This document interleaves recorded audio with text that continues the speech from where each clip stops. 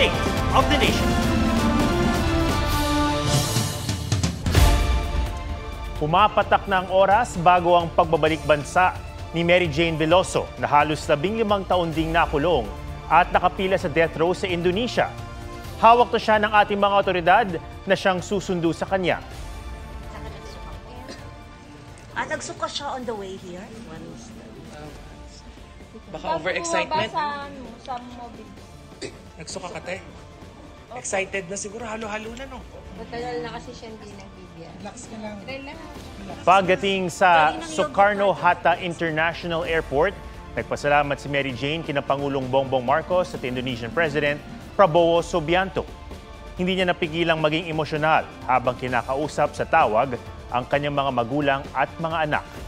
Nakwento rin ni Mary Jane sa kanyang pamilya na nasuka siya kanina. Sabi naman ng kanyang pamilya, hihintayin nila si Mary Jane. Sabi ng ating mga otoridad, nasuri na siya ng doktor ng ating Bureau of Corrections. Isasakay sa isang commercial flight si Mary Jane.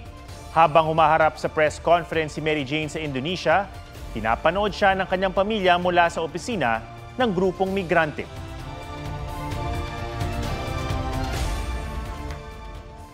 Salamat po ako sa lahat ng Go! Please, sa Presidente ng Indonesia, ano masasabi mo? Maraming salamat po para kay President Jojo sa lahat. Kay Pangulong Marcos, please. Last, kay Pangulong. Thank you. Sa Correctional Institute for Women, idediretso at iko-quarantine si Mary Jane Veloso pagkarating dito sa Pilipinas. Ang kanyang pamilyang sabik na sa kanyang pag-uwi, humiling na mayakap si Mary Jane kahit saglit lang. May report si Joseph Moro. Okay, terima kasih teman-teman. Pagkasundo kay Mary Jane Veloso mula Yogyakarta patungong Jakarta, inilipat siya sa Women's Correctional Facility sa kabisera ng Indonesia. Doon nakausap ng GMA Integrated News ang kanyang mga abogado pati mga miyembro ng NGO na tumulong sa kanya mula nang makulong sa Indonesia noong 2010. It is very happy for me, myself, and for our organization because it's for 10 years already with her. It's really touching me. Because every year I visit her in Yogyakarta. Ngayong gabi inaabangan sa airport ng Jakarta si Mary Jane ayon sa Bureau of Corrections ng umaga. Sabik na mga magulang ni Mary Jane na makita muli siya. Hindi na nga po ako nakakatulog, hindi na makakain. Sigurado pugpug po ang akap namin sa kanya, halik at lalong-lalo na yung dalawang bata. Ayon sa Bureau of Customs, pagdating ni Mary Jane ay ika-quarantine muna siya ng 5 araw sa Correctional Institution for Women. Ang kanilang abogado umapela sa Justice Department na makita siya ng pamilya at mahagkan kahit saglit. Lalo na sa sitwasyon ni Mary Jane, halos 15 taon na hindi nakita dito sa Pilipinas. Kung makita man nila ay sa piitan, sandali lamang yan at minsanan lang, no? Doon sa 15 taon na yon. So mahalaga yan. Nagpapasalamat ang mga magulang ni Mary Jane sa pagtitiyak ng gobyerno na sama-sama sila makakapagpasko. Pero may isa pa silang hiling. Sana po pagdating ng 24, bigyan na ng clemency kaagad ng ating Pangulo para makauwi na po. Wala pa raw masabi tungkol dito sa Executive Secretary Lucas Bersamin. Prioridad daw ngayon ni Pangulong Bongbong Marcos na mapauwi si Mary Jane. Joseph Morong nagbabalita para sa GMA Integrated News. Sa ibang balita, inaprubahan ng PhilHealth ang kanilang magiging pondo sa susunod na taon. Sa gitna yan ng pagkakatanggal ng pondo nila sa 2025 national budget. Ginisa naman ng mga kongresista kung paano ginastos ng ahensya ang kanilang pondo. May report si Jonathan Nandal. Sa proposed 2025 national budget, walang inilaang pondo para sa PhilHealth. Mismong si Pangulong Marcos pabor dito. Aniya, natetenga lang sa bangko ang kanilang reserbang pondo na nasa maigit kalahating bilyong piso.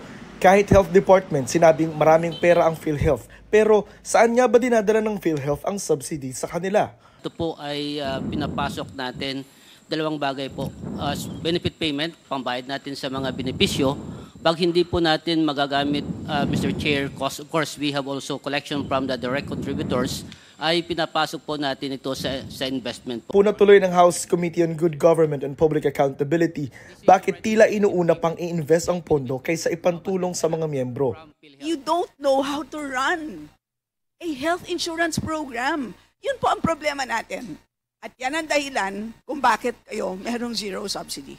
Pasensya na po. Ang punto ni Antipolo Representative Romeo Acop, sa loob lang ng isang taon, kumita ang PhilHealth ng halos 10 bilyong piso mula sa tubo o interes ng kanilang investments. Ang nakikita ko business na kayo The money of PhilHealth should be used to increase the package or to decrease the contribution.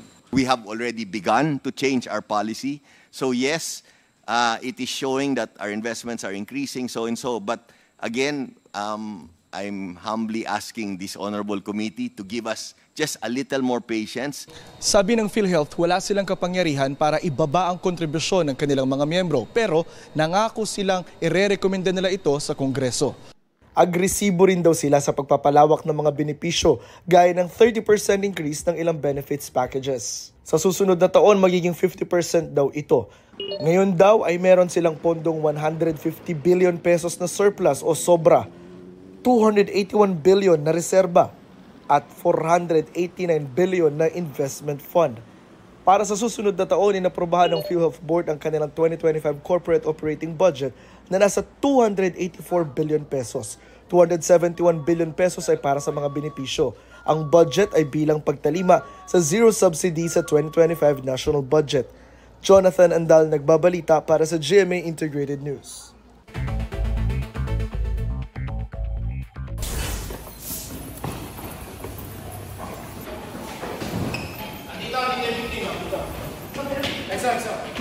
Kasambahay na ikinulong umano matapos madiskubre ang online panluloko ng dayuhang amo sinagip sa bahay sa isang exclusive subdivision sa Parañaque.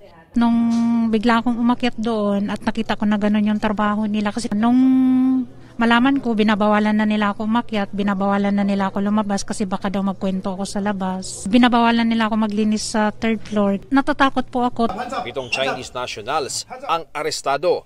Nadiskubre ang mga computer na may mga script para sa online panluloko. Mga Pilipino ang ilang nabibiktima. They came from a big Pogo organization dahil sa wala na nga, pinatigil na ng ating Pangulo ang Pogo, nag-divide sila sa smaller group at itinuloy nila yung mga kalokohan nila. Pinakamalaking Pogo hub naman sa Pilipinas na nasa Cavite, ipinasara na. Ang pagpapahinto sa mga Pogo ay alinsunod sa utos ni Pangulong Bongbong Marcos. Sabi ng PAGCOR, wala na raw Pogo sa bansa, pero ang PNP nagbabantay sa mga patagong small-scale Pogo. Pagsisiyasat sa local source code ng mga voting machine para sa election 2025, in-extend ng COMELEC hanggang January 2025. Ang source code ay parte ng software program na nagbibigay ng instructions sa operasyon ng voting machines.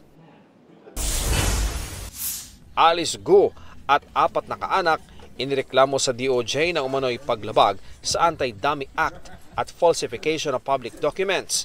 Nagpanggap daw silang mga Pilipino para makabili ng lupa sa mga Tarem, Pangasinan na pinagtayuan nila ng farm. Ian Cruz nagbabalita para sa GMA Integrated News. 8 araw na lang, Pasko na at naghahanda na rin ng iba't ibang Santa Claus abroad. Sa Kosovo, libo-libong nakabi-Santa ang nakitakbo sa 9th Santa Claus Marathon for a Cause. Di lang locals ang nakilahok, kundi pati mga turista. Pati aso, game na naki-fun run. Mga motorsiklo naman ang nagsilbing reindeer ng mga Santa sa Spain at nag-ikot sa mga kalsada ng Barcelona. Kislap ng Pasko ang masisilayan sa Via del Corso sa Rome, Italy. Sustainable at low-energy lights ang ginamit nila sa pagpapailaw sa nasa 2 kilometrong kalye. Meron ring giant Christmas tree at mga Christmas balls na nakasabit sa historical buildings. Bilang paghanda rin yan sa pagdiriwang ng Jubilee ng Simbahang Katolika na magsisimula sa Christmas Eve, December 24.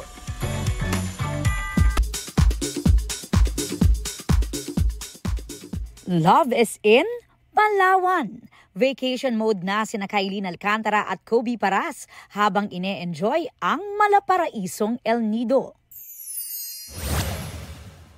Ang Dante Squad naman, ano kaya ang holiday plans? Magbabakasyon kaming 4. Dito lang sa Pilipinas. Celebration na rin daw yan ng kaliwat kanang blessings ni Marian at ang 10th wedding anniversary nila ni Ding Dong. Miguel Tan Felix nagpalipad ng Sky Lantern sa Riles sa Taiwan. Si Miguel ay isa sa mga bida ng GMA Action Drama Prime series na Mga Batang Riles na ipalalabas sa GMA Prime sa January 2025. Ipinasilip naman ang second theatrical poster ng 2024 MMFF entry ng GMA Pictures at GMA Public Affairs na Green Bones. Aubrey Carampel nagbabalita para sa GMA Integrated News.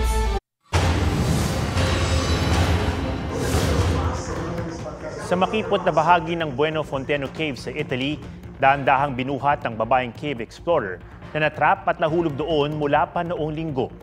Hirapang nasa 100 rescuer at medical team. Ang pinaghulugan kasi hindi pa nagagalugan at nasa 100 metro ng masisikip na lagusan ang kailangang paluwagin. Sa ulat ng local media, stable ang lagay ng babaeng naka-stretcher at baka sa Huwebes pa siya makalabas. Lumalabas na noong 1 taon, natrap na rin doon ang babae.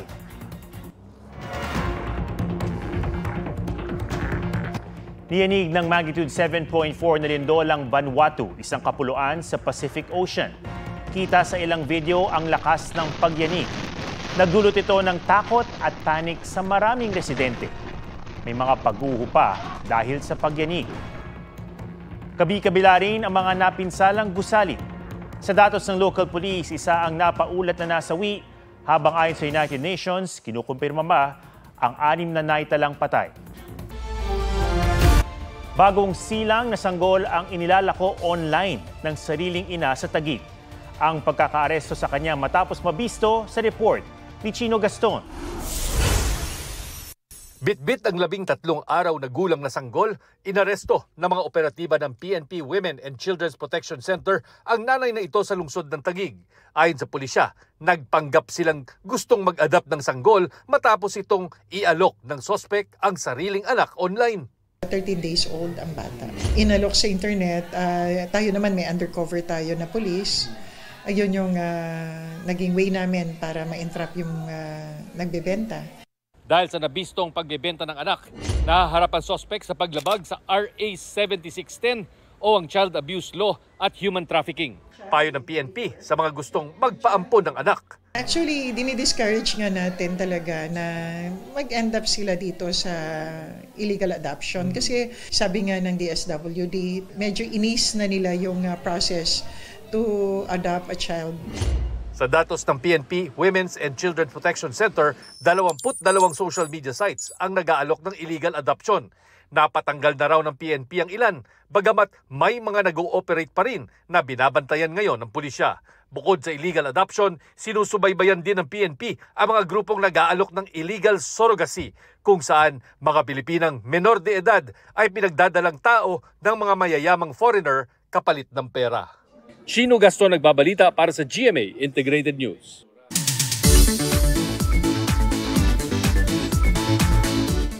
Pwede pang humabol sa inyong travel goals this 2024. Pamundok at magtampisaw sa Combo Adventure sa Zambales sa report ni Rafi Tima.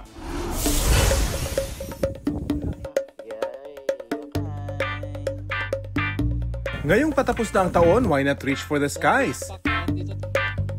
Isama na sa inyong travel goals ang bundok na matatagpuan sa bayan ng Kabanggan sa Zambales, ang Mount Mariglem. Sa taas na 573 meters above sea level, aabutin ng 2 hanggang 3 oras bago marating ang tuktok o summit. Isa sa mga kakaibang katangian ng Mount Mariglem ay ang pagiging open trail nito. Dahil sa limitadong lilim, malakas ang tama ng araw kaya't mahalagang magsimula ng maaga para maiwasan ang matinding tirik ng araw sa trail. Tiyak na mapapawi naman ang pagod kapag narating ang summit. Sasalubungin ka ng panoramic view ng Zambales. Pero ang tuktok ng Mariglem ay simula pa lang ng adventure. Dahil pababa ng campsite, may madaraan ng 3 ilog na tila ganti pa ng kapalit ng iyong pagod at pawis. pwede rin magtampisaw para magpa-cool down. Bukod sa malinaw na tubig, ramdam mo ang kakaibang lamig na nagbibigay ginhawa pagkatapos ng matagal na pag-akyat. Combo Adventure at its peak. Rafi Tima nagbabalita para sa GMA Integrated News. Yan po ang State of the Nation para sa mas malaking misyon at para sa mas malawak na paglilingkod sa bayan. Ako si Ato Maraulio mula sa GMA Integrated News, ang News Authority ng Pilipino. Huwag magpahuli sa mga balitang dapat niyong malaman. Mag-subscribe na sa GMA Integrated News sa YouTube.